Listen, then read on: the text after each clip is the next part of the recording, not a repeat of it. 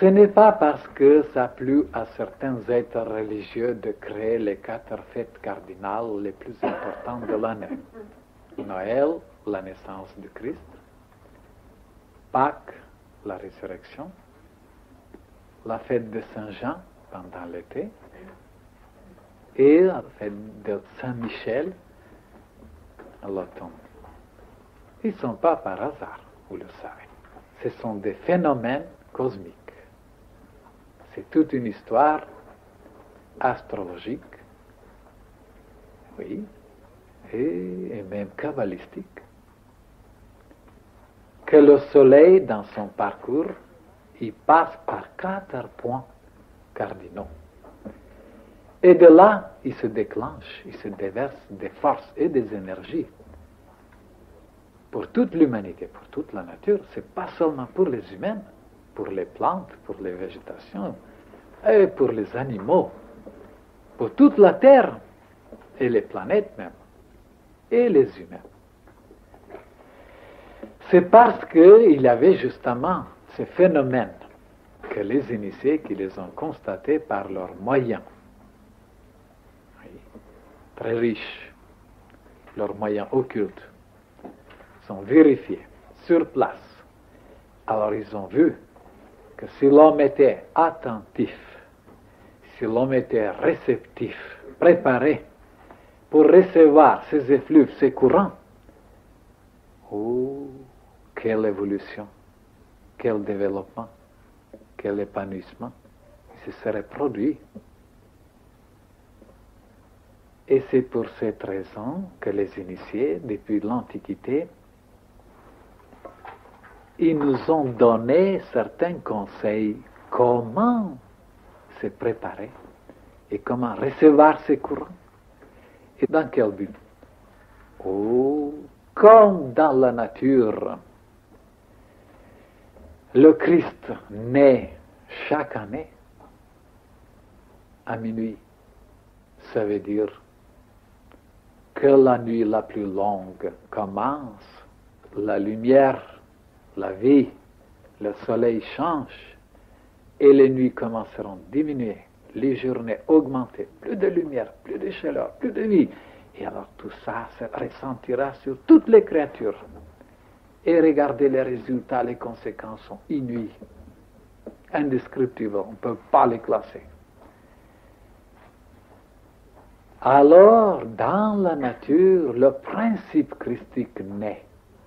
Dans la nature, le 25, c'est la naissance de cette vie, de cette lumière, de cette chaleur qui va grandir, grandir, et l'enfant deviendra tellement puissant, tellement capable de tout transformer. Voilà le côté symbolique tout d'abord. Et qu'il y a une fête en haut aussi, les anges qui chantent. Tous les grands maîtres, les initiés, tous sont réunis pour chanter, pour prier, pour rendre gloire à l'Éternel. Et fêter cette fête justement de la naissance du Christ qui naît en réalité. Avant le côté historique, le Christ naît dans la nature. C'est dans le cosmos, comme manifestation de la vie, le commencement de tous les jaillissements. Et après, dans chaque âme humaine, au point de vue mystique, il doit naître, c'est-à-dire comme une conscience, supraconscience, comme un amour divin, comme une compréhension, comme un amour, comme un sacrifice. Alors c'est ça l'enfant Jésus, justement. Et si on n'a pas toutes ces choses-là, l'enfant Jésus n'est jamais né encore. Le côté mystique et cosmique, ils sont les plus importantes. Parce qu'ils sont une réalité pour chaque année. Chaque année, le Christ naît. Et à chaque moment, il peut naître en vous. Vous pouvez réviser l'histoire autant que vous voulez, tant qu'il ne naît pas en vous-même, vous ne sortirez ni la chaleur, ni la lumière, ni la bonté, ni le bonheur, ni la libération, ni rien. Alors à quoi ça servit qu'il était né il y a 2000 ans? La naissance de Jésus, c'est un fait, c'est un phénomène dans les 3 mondes. Dans le domaine cosmique, n'est-ce pas? dans le domaine psychique, c'est-à-dire mystique, dans chaque être humain, il doit naître comme un principe. Le principe christique, esprit christique, et qui se manifeste autrement. Et il y en a beaucoup d'êtres sur la terre déjà qui ont ce principe christique, puisqu'ils sont capables de faire des choses merveilleuses, désintéressées. Alors, il faut reconnaître, même si personne ne reconnaît, que c'est le Christ qui habite en dedans. En réalité, c'est le Christ, c'est son principe qui est propagé partout dans l'univers. Il y a donc 3 naissances. Croyez-moi, 3 naissances de l'enfant Jésus. Tout d'abord, ils naissent dans l'intellect. Enfin, on a une lumière éblouissante. On était illuminés, éclairés. Enfin, on a compris. Mais il faut naître après dedans. Et ça viendra. Du moment qu'on continue, ça viendra la naissance dans le cœur.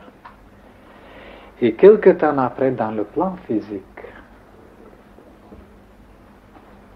Et vous direz, pourquoi dans le plan physique? Parce que je vais vous faire entrer dans les degrés supérieurs de l'école initiatique.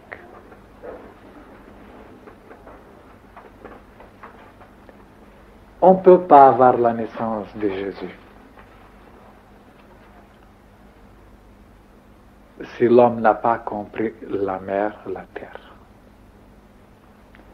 Si on ne sait pas qu'est-ce que c'est la terre, si on n'a pas de relation affectueuse, respectueuse, consciente avec la terre, la mer,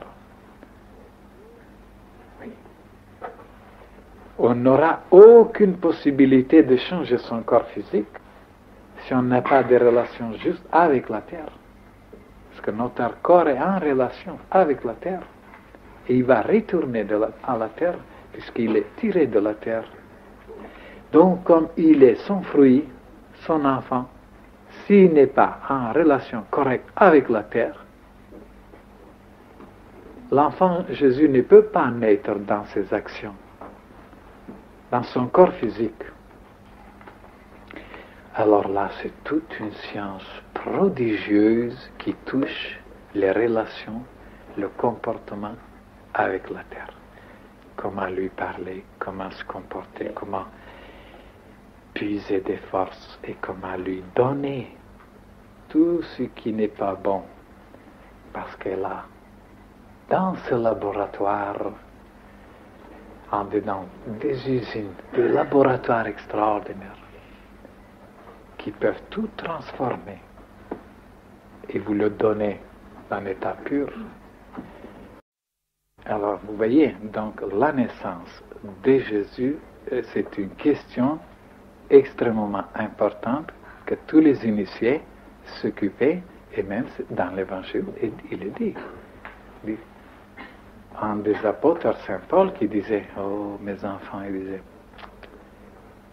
quelle peine, quelle difficulté je me suis donné pour faire naître l'enfant Christ en vous. Donc vous voyez. Donc il comprenait ces choses-là. Donc l'enfant, le Christ, devait naître dans chaque âme humaine. Si on s'arrête seulement sur les paroles que l'ange avait dit au berger, qu'est-ce qu'il a dit? Vous pouvez répéter les paroles de l'ange devant le berger. Gloire à Dieu, n'est-ce pas, au Très-Haut, et paix sur la terre aux hommes de bonne volonté. Ouh, voilà des paroles extraordinaires. Est-ce que vous les avez déchiffrées? Pourquoi il a dit la paix? Chez les humains de bonne volonté. Et en haut, c'est la gloire. Exactement, quand l'enfant naît, il glorifie le Seigneur. Il a une gloire partout. Et il a une paix qui s'installe. Donc l'enfant apporte la plénitude. Mais l'enfant divin, c'est lui qui apporte l'apaisement, la tranquillité. Et alors, les parents, en ce moment, il y a une plénitude. Et la formule que le Maître nous a donnée, l'amour de Dieu apporte la plénitude de la vie, contient le plus grand mystère aussi. Parce que l'amour de Dieu, donc l'âme doit recevoir cet amour comme la femme reçoit l'amour de son mari. Cet amour-là, divin, apporte la plénitude de la vie. Donc, il amène l'enfant Jésus. Parce que l'amour n'est rien d'autre qu'une naissance, un moyen de naissance. Hein? Pour les initiés, c'est comme ça. Alors, l'amour de Dieu apporte la plénitude de la vie. Et sachez-le désormais, mes chers frères et sœurs, que le Maître vous a laissé une formule parmi les plus grandes, les plus puissantes, qui contient une science. C'est ça, d'accepter cet amour divin pour faire naître l'enfant divin qui apporte la plénitude de la vie. C'est l'enfant qui apporte la plénitude. Et l'amour n'est rien d'autre que la prédiction, l'annoncement de l'enfant qui s'approche. L'amour de Dieu qui apporte la plénitude de la vie. Vous voyez, c'est caché un grand mystère. Il n'a rien inventé comme formule sans qu'il a caché en dedans toute une science. Ce n'est pas seulement pour le répéter cette formule pendant les repas, mais pour que nous puissions arriver à avoir cet amour de Dieu, d'effleurer notre âme, et notre âme qui devient comme un mari, et de concevoir un enfant, le Christ. Et après, que des changements dans l'existence. Et dans tous les domaines, tout s'éclaircit, tout s'arrange, tout s'améliore. La paix arrive, la beauté, la jeunesse, la force, la santé, l'amitié, la foi, tout le monde vous aime, tout le monde vous cherche, et tous les problèmes commencent à résoudre. Alors vous voyez, est-ce que ça vaut la peine maintenant de travailler une année pour la naissance de Jésus? Et pour finir, j'ai voulu seulement vous présenter en quoi de votre vie intérieure de savoir que ce n'est pas une histoire seulement qui est arrivée il y a 2000 ans, mais que c'est un phénomène réel qui se produit chaque année dans la nature et dans les humains. Aujourd'hui, c'est la naissance réelle de l'enfant Christ. Seulement, il faut le chercher, il faut le trouver. Il y a quelque part qu'il est né. Alors, il faut se diriger d'après l'étoile. Alors, c'est vous maintenant, les trois mages. Et après, quand ça sera à vous-même, les autres deviendront les trois mages, le monde entier.